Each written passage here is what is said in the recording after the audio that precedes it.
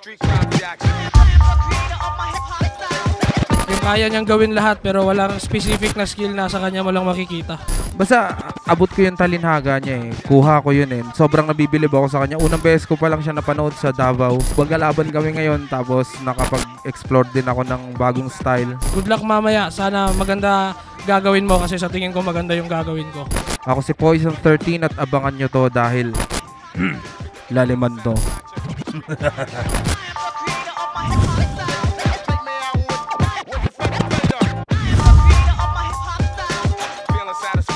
Street crowd reaction.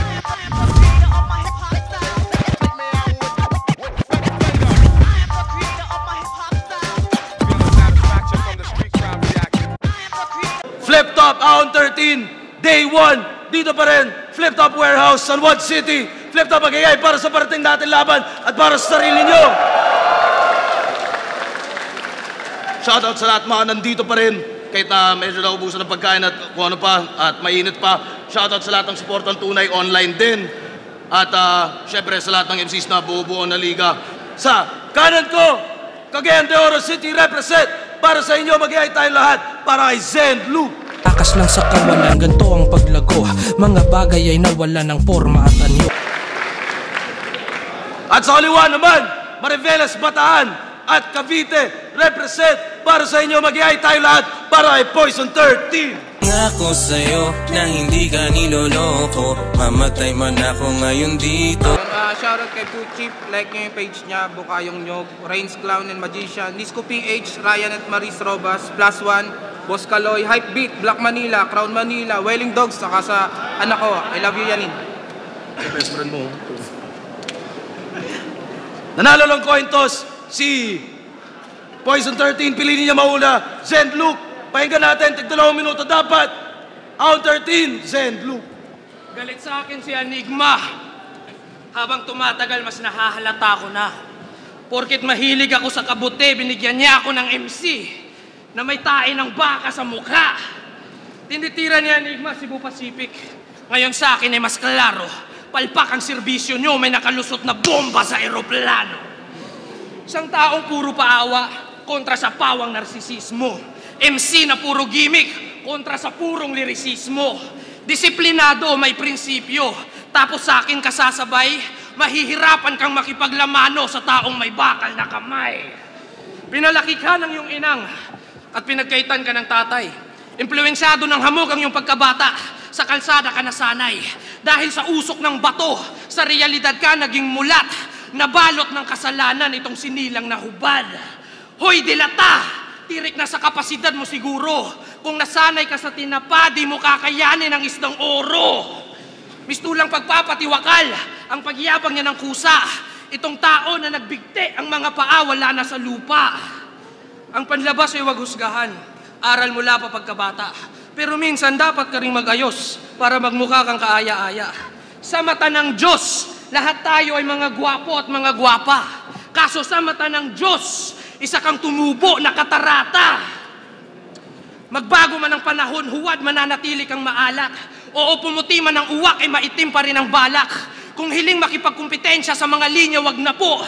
Nasa kalingkingan lang yung tinta mo, parang daliring may tato. Ikaw ang OG ng mga manyak. Sige, aking ikukwento. Minsan sa backstage, nung may hawak ako na alak, tapos siya naninigarilyo. Nung may dumaang babae, doon nakita ko ang proheba. Nakatingin ka sa hinaharap na para bang propeta. Pag sa iba ka nagpasulat, sa akin yan ay kalapastanganan. Pero ang paggamit mo ng ibang pagkatao ay mas malaki pang kasalanan. Di mo kayang manalo nang di gumagamit ng ibang pangalan. At mas lalong di mo kayang bumatil pag walang nag-aambagan. Nagagawa niya lahat ng mga nagagawa ng iba. Pero wala ka pang nagagawa na di pa nagagawa ng iba. Manggaya ka na ng estilo at karakter. Sigaw dyan. Papatunayan mo lang sa mga tao na hindi mo ko kayang talunin. Bilang ikaw lang. Patay!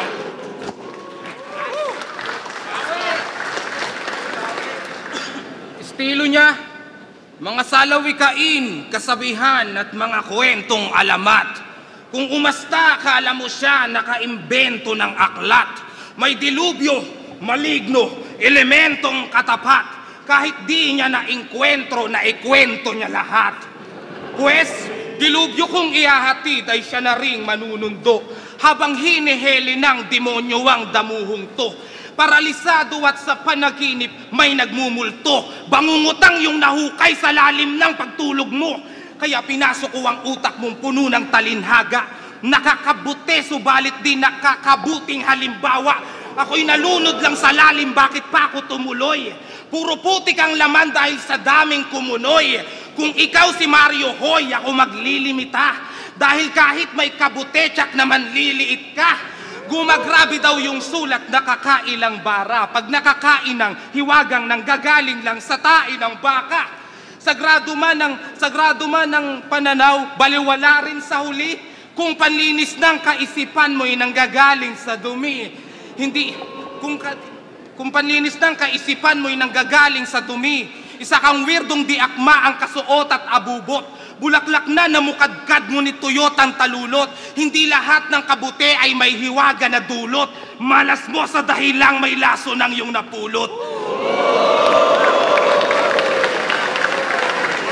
Kamay ng iyong minuto at ng oras, ngayon ay nakaposas.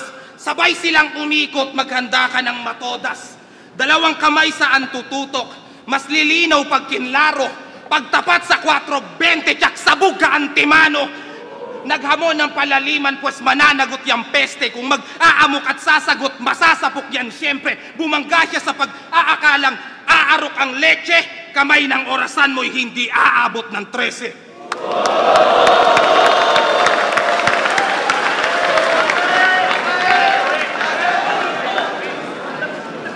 Sa grupong 3GS, ikaw ang pinakamagaling, salitang lihipi mo. Pero iba sa personal, ba't di mo questionin sarili mo? Isa ka sa pinakauna, pinakamahusay, OG dapat galawan. Pero pag silip ko sa sirkulo nyo, ba't palaging pinagtitripan ka lang ni Slakwan? Handa siyang magparaya, isa siyang tunay na kaibigan. Natural, nakikitira ka lang, nakakahiyang makipag-alitan. Kaya wag kang mag-alala, di ka matutulad sa kinamumuhian mo na tatay. Kasi siya, arkitekto. Ikaw, wala kang planong gumawa ng bahay. Lumaban sa flip-top, sunugan, pulo, motus, nakasampung battle sa isang taon. Grabe, yan ay tunay. Ganyan talaga kasi wala ka namang ibang ginagawa sa buhay. Palibhasa, nakahilata ka lang sa bahay hanggang matodas.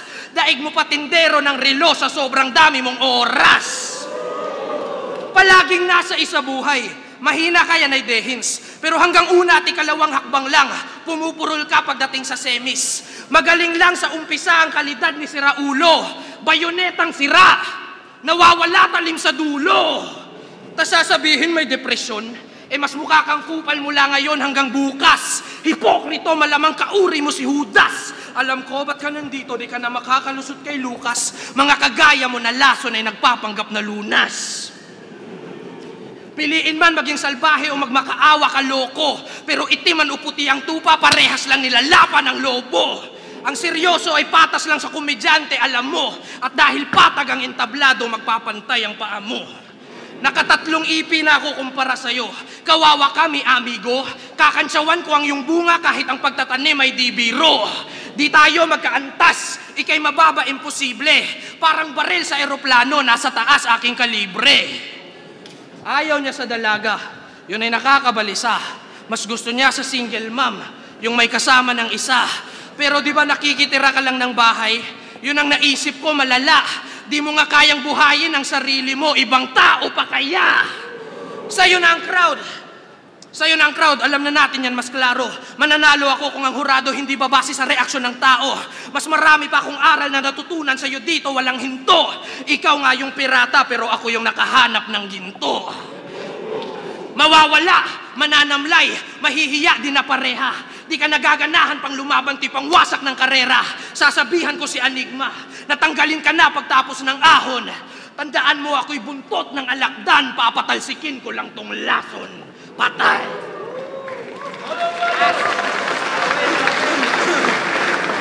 Alam nyo bang pag inihian ka niya sa dila, mamumulaklak ang salita mo. Tutubuan ka ng ideya pag tinaihan ka niya sa ulo. Nilaliman para lamang mga bobo maingganyo. Sobrang lalim pati tao nagawa mong maging banyo. Umiihip tumatae ka sa tao pambihira. Kaya naman pala wala kang kaututang dila. Pero alam mo din bang sa mga referensya mong maligno ako ay maaangkop? Kumuluman ng langis ng babaylan sa takot ka manlalambot. Magtawag man ng tikbalang kapre pati sigbin. Meron mang huling habilin siya naway pakidinggin. Masakit ang salita ko, mabigat pag kinimkim. Parang rosas ito'y dilang, pabulaklak matinik din. Hindi sumasabay sa agos dahil binabago ko ang daloy. Ako si Moco Jean, naging tirahan mo bago lumaboy. O baka higad ka pa rin, nagpapanggap ka lang palahoy. Kasi kung paro-paro ka na, ba't gumagapang ka pa rin sa kahoy? Naghangad maging insekto, bunga yan ng maling tama. Pues insekto din ako, subalit bago maghinala. Pag aking pinaliwanag, masasabing mahiwaga. Munting alitap-tap na naranasang maging tala. Kaya wag masyadong matayog kung paro-paro ka lang. Salitang mabulaklak, sige sayong-sayo na yan. Pero ano't ano pa man, alam mong lamon ka dyan. Ngayon alam nyo na kung bakit may paro-paro sa dyan. Kala mo bantog ka na, pues pinaasa ka lang yata. Kinantot-kantot ng malas, ginahasa ng tadhana. Kung ako yung alamat na inatasan ng bathala, ikaw yung alamat na binabasa lang ng bata. Kanyang bukas na antala at humulas na ang tawa at humulas na ang tama. Kanyang bukas na antala at humulas na ang tama. Walang luna. Kanyang bukas na antala at humulas na ang tama. Laking bulas man ay todas pag nang dugas at nang daya. Walang lunas pag nang hawa. Ako'y hudas mga yawa. Pag bumutas walang kupas itong Lucas nyo kawawa. Ano Lucas, ganun ba? Yung taglay mong alindog, may tugmaan ka at lalim, yung punto alindon. Ano Lucas, ganun ba? Kadaliyang matimbog, bilang lang ang nagsabing galing nun. At yun ay ang mga taong hindi kayang gawin yun.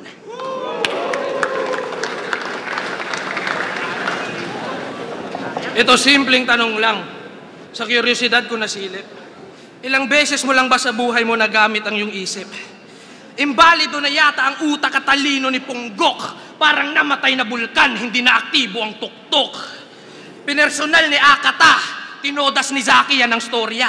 Sinigundahan ni Elvis, tapos lakwan at luksurya. Pako na lang sa kabaong itong labang to aray. Bukas yata ang aking ikatlong mata. Kasi itong kausap ko matagal ng patay. Minamak niya si Batas pero sablay. Nakakahiya sa mga tao. Kung gusto mong gayahin ng Panginoon, pwede namang sa krus kita ipako. Umuuri na yung mukha mo, humahango na sa kanila. Pag sinundan ng bakas mo, bakat ang sapatos ng iba. Ano mang tayo-tayo talinghaga ang aalalay? Anong magagawa ko kung sa personalan at bastusan ka nasanay? Ako na narsisistik at mayabang. Ako nangit sa puwera. Kaya ako nagbubuhat ng bangko dahil aalis na ako sa lamesa. Pagdating sa simpleng tao ay wala ka pa rin sinabi. Di lang anghel pero pang demonyo ang mensahe. Akin ang panalo, buwaya na kung buwaya.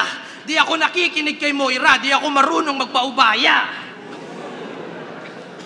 Gigil na aliwin at baliwin ng mga bata.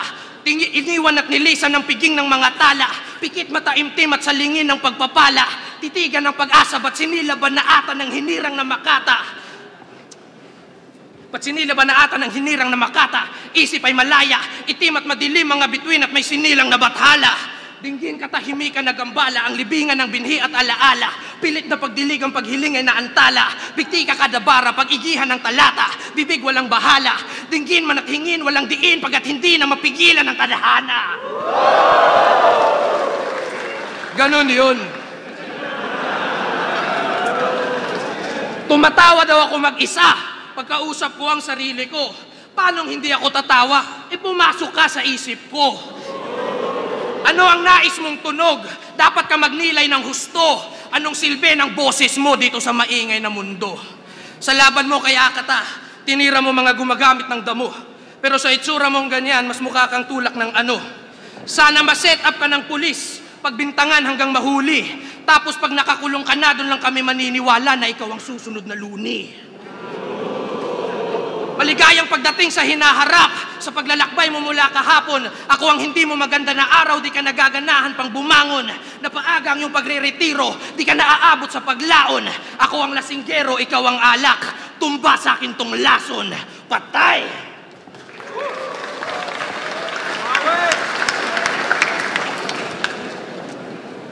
Pag nag-rap siya halos hanggang mapaos. Maripos ang umabot ng 22 daw anyos. Nakalaban ni Apok paro-paro daw tapos tinapakan lang ng caterpillar niyang sapatos. Kaya si Marco Lacson naging Apok Carbon. San Telmong Pyromaniac pag nag-rap to arson. Pero kung nais mo ay lalim ngayong ahon, isdang oro ka lang na lumaban kay Poseidon. Siya daw may hawak ng sulo, hoy nakaririndi na. Paulit-ulit sinasabi nakaiirita. Laging may hawak na sulo, nakakagigil, di ba? Paro-paro ka lamang dati, ngayon liberty na. Habang buhay niya nang itataas kanyang kamao. Liberty, kaya naman pala nakakabato. Labis na admirasyon sa sarili niya, nako. Ngayon sisihin mo sarili mo sa kakaako. Sa salitang puro ako, yung linya niya nabubuo. Galing ka sa hinaharap at ngayon ka nang gugulo. Sapagkat parang si Doraemon lamang ang damuhong to. Kasi pusi ka na nga, ang laki pa ng ulo mo. Kasi pusi ka na nga, ang laki pa ng ulo mo. Laging apoy bukang bibig, putang ina, shabu pa. Ngayon nasan na yung liyab ng yung apoy, ano na? Pag ako nagpasiklap, di lang durog, abuka. Parang si Reka yung apoy ko may dragon, walo pa.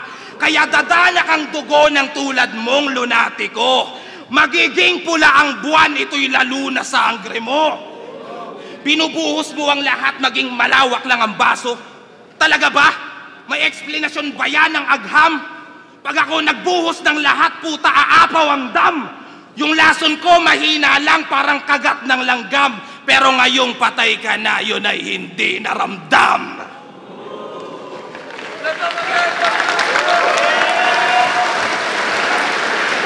St. Luke verse Poison 13. Mag-iayos 1 beses para sa kanilang pareho. Ang boto ng urado, 5-0. Mag-iay tayo lahat para kay Poison 13. Love you, anak. Para sa'yo yun. Love you, Yanin. Happy birthday. Yo, isa ako sa bumoto kay Poison 13. Congrats sa kanilang dalawa. Sobrang solid na laban. Bale, para sa akin lahat ng round binigay ko kay Poison 13. Malakas din yung round ni Sandlock, pero kada round na ni Poison 13 para sa akin parang nababawi na yun. Ang pang-style kasi ni Poison 13, kilala siya sa multi, tapos si Sandlock sa mga terms niya, sa mga salita, mga malalalim. So parehas din ang ginawa yung style na yon. Si Sandlock nag-multi siya ng mahaba, kanina nag-set up siya ng mahabang skin. Sobrang solid, ganda ng multi, pero hindi lang ako na-satisfy masyado dun sa punchline. Hindi lang siya parang sobrang ganun ka-intense kasi parang ano yun parang sa akin mahalaga yung angulo na yun. Kasi tatapatan niya yung style ni Poison. Nakatulad naman ng ginawa niya, nagmamit siya ng mga malalalim na salita, mga mabubulaklak. Ginamit niya yung mga terms, mga salita, mga choices of words ni Sandlock. Madalas, para sa akin na naging effective yun. Tsaka si Poison 13 talaga para sa akin, isa siya sa pinakamagaling gumawa ng mga line ender. So para siyang pelikula doon siya gumawa ng para siyang dialogue sa pelikula pag gumagawa siya ng mga pang last line niya sa round niya. Kaya para sa akin, galing yun, Poison 13. Props pa rin kay Sandlock. Yo, crazy mix nga pala. Itong laban na to, Poison 13 versus Sandlock. Ang boto ko, binigay ko kay Poison 13. Para sa akin, itong laban na to, parang labanan ng Hindi ko alam, ngayon ko lang ulit napanood na akala ko, ina-expect ko talaga sa Poison 13 bibitaw ng mga jokes dito na marami, pero sinabayan niya yung style ni Sandlock.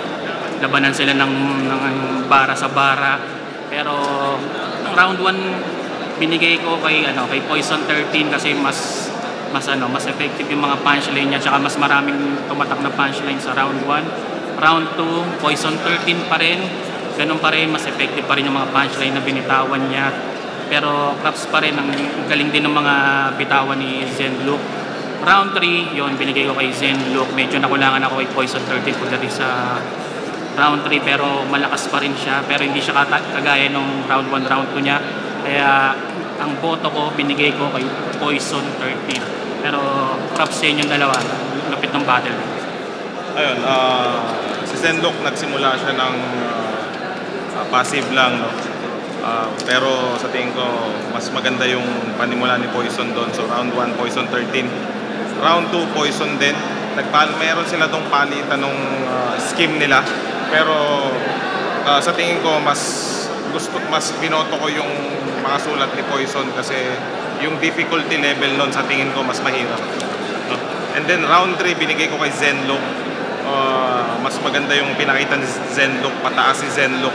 And then si Poison, dire-diretso lang.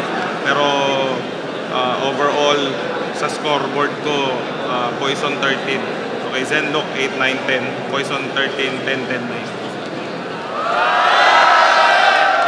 Yun na, binigay ko yung boto kay Poison 13. Round 3, kay Zenlook yun, no doubt. Kuha niya yung round 3. Pero yung first 2 rounds, lumabang ng edge si Poison 13. Mas maraming punches yung narinig ko. So, yeah, Poison 13. First 2 rounds and then round 3 kay Zenlook. Yun, GL nga pala. Nagkamali si Boss Arik. Actually, yung boto. Boto ko kay Zenlook. So, yun, 4-1 dapat. Pero anyway, yung explanation ko, para sa akin, talagang dikit lang talaga. Either way, sa lapag ng punchline, mas malakas yung paglapag ng punchline ni Poison. Pero sa bilangan kasi, sa 4-bar setup, medyo nasasayang, hindi naman sayang, pero sa bilangan talaga, yung jabs ni Zenlook, mas tumatama siya sa 1-2. So overall sa bilangan, tsaka yung minor stutter na tinitingnan ko, kasi parang right minus wrong para sa akin. So, tara all 3 rounds dikit, pero yun, para sa akin, Zenlook, ngayong gabi. Peace.